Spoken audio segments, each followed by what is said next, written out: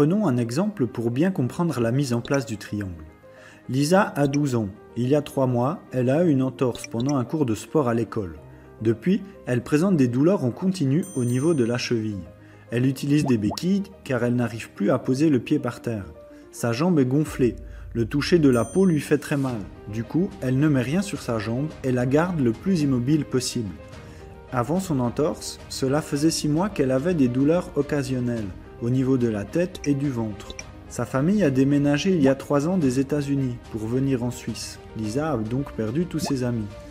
Lisa est très stressée dans sa vie quotidienne, notamment par l'école, où elle a pourtant de bons résultats. Ses émotions sont dures à contrôler et elle s'emporte facilement. Elle pleure souvent à cause de sa situation. Elle a beaucoup de peine à s'endormir et repense à tout ce qui lui arrive pendant des heures jusqu'à ce qu'elle soit épuisée de sommeil.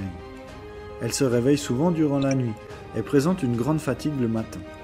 Elle a raté plusieurs semaines d'école à cause de la douleur et des rendez-vous médicaux.